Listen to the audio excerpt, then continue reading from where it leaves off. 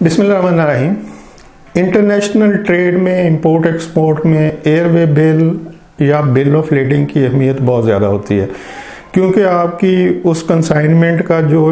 Exporter ने book की होती है उसकी क्लीयरेंस का इन्हिसार उसकी बिल ऑफ लीडिंग या एयरवे बिल के ऊपर होता है। ये एक किस्म की बिल्टी होती है। या जैसे आप कोरियर को कोई सामान बुक करवाते हैं तो वो आपको एक रसीद देते हैं, या आप ट्रक पे कोई चीज़ बुक करवाते हैं तो वो आपको एक बिल्टी देते हैं। तो सिमिलरली अगर आप एयरपोर्ट पर किसी प्लेन के थ्रू कुछ बाई एयर भिजवाना चाहते हैं तो वहाँ पर एयरवे बिल इशू करेगी वो शिपिंग लाइन, वो जो एयरलाइन होगी वो एक एयरवे बिल इशू करेगी। और अगर आप बाई सी भिजवा रहे हैं तो जो शिपिंग कंपनी होगी वो बिल ऑफ लीडिंग इशू करेगी। अब ये एक साहब ने क्वेश्चन किया कि बेसिकली लोग अपना नाम नहीं लिखते हो और उनका जो ईमेल या जो अकाउंट पे नाम आता है वो बड़ा ही अजीबोगरीब होता है, समथिंग लाइक पिंक ब्लैक या कुछ ऐसे लिखा होता है। तो अब उसे समझ नहीं आता कि ये कोई साहब है, साहबा है या कौन है। तो बहरहाल चूँकि क्वेश्चन सबकी इंटरेस्ट के रिलेटेड था तो इसलिए मैंने सोचा कि इस पे रिप्लाई बोल के कर दूं बजाय कि मैं उनको वहीं पे लिखूं कि ओरिजिनल कितनी कॉपीज़ होती हैं एयरवे बिल की या बिल ऑफ लीडिंग की। तो ओरिजिनल कॉपीज़ 3 होती हैं, खा वो बिल ऑफ लीडिंग हो या एयरवे बिल हो। फर्स्ट ओरिजिनल क्लियरेंस के लिए चला जाता है बैंक को, यानी कि पार्टी को जिसकी कंसाइनमेंट होती है। या जब भी कोई एक्सपोर्टर कोई कंसाइनमेंट बुक करवाएगा, खा वो शिपिंग लाइन यानी बाई सी हो या बाई एयर हो या किसी भी तरीके से हो, जैसे कि और तरीके DHL कोरियर हो सकता है, कोई पोस्ट पार्सल हो सकता है। तो जिस तरीके से भी वो करवाएगा, अगर वो एयर बिल इशू हो रहा है या बिल ऑफ लीडिंग इशू हो रहा है तो उसकी 3 ओरिजिनल कॉपीज़ होती हैं। फर्स्ट जो ओरिजिनल होगा वो एक्सपोर्टर अपने बैंक को देगा शिपिंग डॉक्यूमेंट्स के साथ, इनवॉइस, पैकिंग लिस्ट और जो भी उसमें नेसेसरी डॉक्यूमेंट्स होंगे वो प्रिपेयर करेगा पेमेंट के लिए। और ये डॉक्यूमेंट्स वो जो LC में इंपोर्टर ने लिखा होगा कि मुझे ये डॉक्यूमेंट्स चाहिए और उस पर ये डिस्क्रिप्शन हो, तो उस हिसाब से एक्सपोर्टर अपने डॉक्यूमेंट्स प्रिपेयर करेगा। जब वो कंसाइनमेंट बुक को आके उसका एयरवे बिल या बिल ऑफ लीडिंग ले लेगा तो वो बाकी के डॉक्यूमेंट्स प्रिपेयर करके अपने बैंक को दे देगा कि जी ये मैंने शिपमेंट कर दिया, तो अब मेरी पेमेंट आप मेरे हवाले करें। तो उसमें वो ओरिजिनल बिल ऑफ लीडिंग या एयरवे बिल अवेलेबल होगा और सेकंड ओरिजिनल भी अवेलेबल होगा, 2 ओरिजिनल कॉपीज़ अवेलेबल होंगी। और समटाइम इस पे लिखा होता है कि first original, second original, third original. और अगर नाम भी लिखा हो और सिर्फ ये लिखा हो कि ओरिजिनल और या कॉपी, तो तब भी इनकी अहमियत एक ही होती है, क्योंकि इवन के इसकी फ़ोटो कॉपी की अहमियत भी ओरिजिनल के इक्विवेलेंट ही होती है। क्यों होती है ये मैं अभी बताता हूँ। तो जब एक्सपोर्टर अपने डॉक्यूमेंट्स बैंक को देगा कि जी शिपमेंट हो गई है, आप मेरी पेमेंट मुझे दे दें, तो बैंक उसको पेमेंट करके और जो डॉक्यूमेंट्स होंगे वो उस बैंक को भिजवाएगा जिसने LC खोली थी। तो उसमें first original, second original available होंगे डॉक्यूमेंट्स में। अब जिस बैंक ने LC खोली थी इंपोर्टर की, वो ये डॉक्यूमेंट्स जो है उसमें से फर्स्ट ओरिजिनल निकालेगा, इनवॉइस की कॉपीज़ निकालेगा, पैकिंग लिस्ट की निकालेगा, यानी एक कॉपी अपने पास रखेगा डॉक्यूमेंट्स की, वो ओरिजिनल भी हो सकती है, फ़ोटो कॉपी भी हो सकती है। जैसे कि second original bill of leading या एयरवे बिल अपने पास रखेगा, इनवॉइस ओरिजिनल की कॉपी अपने पास रखेगा, पैकिंग लिस्ट की अपने पास कॉपी रखेगा। और जो बाकी डॉक्यूमेंट्स 2 कॉपीज़ में होंगे उनकी एक ओरिजिनल अपने पास रखेगा, या एक ही ओरिजिनल है तो उसकी फ़ोटो कॉपी अपने पास रखेगा और बाकी सारे डॉक्यूमेंट्स इंपोर्टर को दे देगा, उससे पेमेंट ले लेगा कि भाई ये आपके शिपिंग डॉक्यूमेंट्स हैं तो आप जाओ के इसकी क्लियरेंस करवा लो। अब इंपोर्टर उन डॉक्यूमेंट्स में जिसमें फर्स्ट ओरिजिनल एयरवे बिल भी हो सकता है, first original bill of leading जैसे भी उसकी कंसाइनमेंट आई है, वो अपने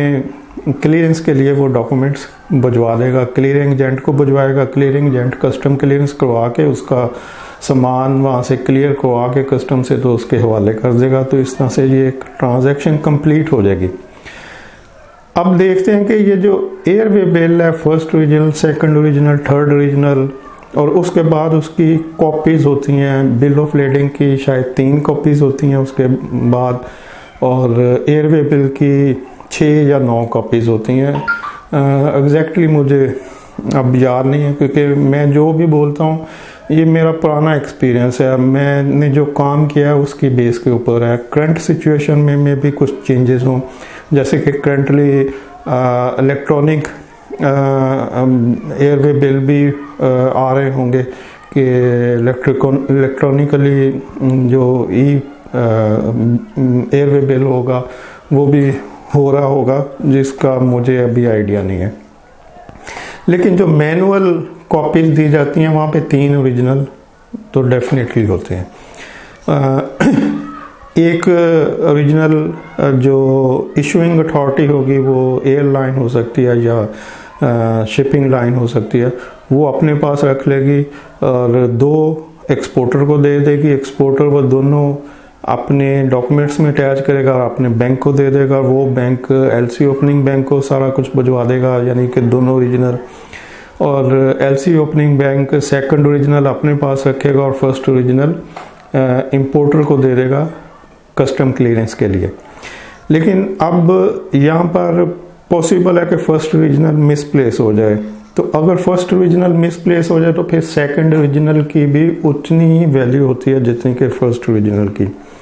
तो सेकंड ओरिजिनल भी काम कर सकता है। और अगर फर्स्ट ओरिजिनल और सेकंड ओरिजिनल दोनों गुम हो जाए तो थर्ड ओरिजिनल भी काम कर सकता है, उसकी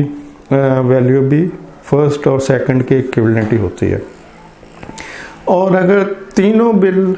फर्स्ट ओरिजिनल, सेकंड ओरिजिनल और थर्ड ओरिजिनल भी गुम हो जाए तो उसकी फ़ोटो कॉपी अगर अवेलेबल है तो वो भी वर्केबल होती है। अब कैसे होती है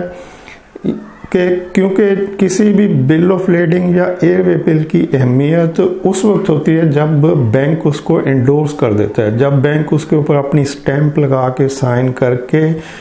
इन फेवर ऑफ इम्पोर्टर उसमें लिखता है कि ये जो बिल ऑफ लेडिंग की कंसाइनमेंट है ऑन बिहाफ ऑफ मी, ये इम्पोर्टर जिसका नाम ये है वो इसकी कंसाइनमेंट ले सकता है। तो अब ये जो एंडोर्समेंट बैंक करता है उस एंडोर्समेंट के बिहाफ के ऊपर कस्टम वाले उसकी क्लियरेंस करते हैं। अगर बैंक की एंडोर्समेंट नहीं होती, क्योंकि पेमेंट तो बैंक के थ्रू हो जानी है, वो कोई सीओडी कंसाइनमेंट है, कोई एडवांस पेमेंट है, कोई यूजर्स की आफ्टर शिपमेंट कोई पेमेंट है, एट साइट पेमेंट है, किसी भी किस्म की पेमेंट उस इंपोर्ट कंसाइनमेंट की जो भी उसके टर्म्स ऑफ पेमेंट होगी वो पेमेंट बैंक के थ्रू ही जाएगी। कोई भी कमर्शियल बैंक उसकी पेमेंट की गारंटी देगा और स्टेट बैंक उसको फिर पेमेंट को रिलीज़ करेगा। तो ये पेमेंट तो इंपोर्ट की हर हाल में बैंक के थ्रू होनी है। तो जब बैंक के थ्रू होती है तो जो भी एयरवे बिल और बिल ऑफ लेडिंग इशू होते हैं वो बैंक के नाम होते हैं, उसमें कंसाइनी का नाम भी होता है कि ये पार्टी इंपोर्टर है, लेकिन वो इंपोर्टर उस वक्त तक उस कंसाइनमेंट को यानी उस बिल ऑफ लेडिंग के अगेंस्ट जो चीज़ बुक हुई है उसको नहीं ले सकता जब तक कि बैंक उस इंपोर्टर की फेवर में उस बिल को एंडोर्स नहीं कर देता। और बैंक की इंडोर्समेंट में बैंक उसके ऊपर स्टैंप लगाता है और लिखता है कि जी मेरी तरफ से ये पार्टी जिसने ये इंपोर्ट किया है वो इसका सामान ले सकती है। और फिर उसके ऊपर 2 बैंक के ऑफिसर के सिग्नेचर होते हैं और उन सिग्नेचर के साथ उनका नंबर होता है बैंक का कि ये ऑथोराइज सिग्नेटरी हैं। तो उसके बाद कस्टम क्लियरेंस वाले उसकी क्लियरेंस करते हैं, ये चेक करने के बाद कि ये ओरिजिनल सिग्नेचर है और बैंक ने ही इसको ऑथोराइज किया हुआ है। अब अगर कोई भी बिल ऑफ लेडिंग या एयरवे बिल जितनी उसकी ओरिजिनल कापीज़ हैं वो सारी की सारी डिस्ट्रॉय हो जाती हैं, डैमेज हो जाती हैं या गुम हो जाती हैं, तो और उसकी बैंक फ़ोटो कॉपी अवेलेबल है या एक्सपोर्टर को इंपोर्टर एक्सपोर्टर को रिक्वेस्ट करता है कि ये ओरिजिनल डॉक्यूमेंट मिसप्लेस हो गया तो आप हमें एक कॉपी दे दें, और एक्सपोर्टर एयरलाइन या शिपिंग लाइन से ले सकता है। तो फ़ोटो कॉपी के ऊपर भी उसकी कस्टम क्लियरेंस हो सकती है अगर बैंक उस फोटो कॉपी को इंडोर्स कर दे। तो जब फोटो कॉपी के ऊपर इंडोर्स एयरवे बिल, तो फोटो कॉपी के ऊपर ही इंडोर्स करके क्लियरेंस हो सकती है, और जो बिल ऑफ लेडिंग होता है उसके साथ बैंक की इंडोर्समेंट के साथ एक शिपिंग गारंटी भी बैंक साइन करता है कि जी इस शिपिंग लाइन का ये कंटेनर इस फोटो कॉपी में जो डिटेल लिखी हुई है बिल ऑफ लेडिंग में, तो इसको हम इंडोर्स करते हैं और हम इसकी जिम्मेदारी लेते हैं, तो आप इस इंपोर्टर को दे दें। तो अगर बिल ऑफ लेडिंग है यानी कि बाई सी कंसाइनमेंट आई है, तो फिर बिल ऑफ लेडिंग को बैंक इंडोर्स करेगा, साथ उसके एक शिपिंग लाइन एक गारंटी का स्पेसिमन देती है जो उस वक्त तो स्टैम्प पेपर के ऊपर उसको टाइप किया जाता था, फिर इंपोर्टर अपने साइन करता था और वो बैंक भी साइन करता था, और वो शिपिंग गारंटी कस्टम को सबमिट कर दी जाती थी, बिल ऑफ लेडिंग की फ़ोटोकॉपी और प्लस कस्टम जो शिपिंग गारंटी है। तो कि ये शिपिंग लाइन की तरफ से एक अथॉरिटी होती थी कि जी इनका बिल ऑफ लेडिंग गुम हो गया, तो हम इनको इजाज़त देते हैं कि ये इसकी फ़ोटोकॉपी के ऊपर इंडोर्स करवा के इसकी क्लियरेंस ले सकते हैं। तो इस तरह से ओरिजिनल अवेलेबल है या नहीं है, एक है, दो है, तीन है, उससे कोई फ़र्क नहीं पड़ता। किसी भी इंपोर्टर की कंसाइनमेंट उस वक्त क्लियरेंस उसकी होगी, उस वक्त उसके हवाले होगी जब बिल ऑफ लेडिंग या एयरवे बिल के ऊपर बैंक अपनी स्टैंप इंडोर्स करेगा, साइन करेगा और अथॉरिटी देगा कि जी इस इंपोर्टर को ये गुड्स दे दें, मैं पेमेंट इसकी ले चुका हूँ, तब उसकी क्लियरेंस होगी। और बैंक की अथॉरिटी फ़ोटोकॉपी के ऊपर भी उतनी एप्लीकेबल होती है, ओरिजिनल के ऊपर भी, first original, second original, third original, जिसको भी बैंक एंडोर्स कर देगा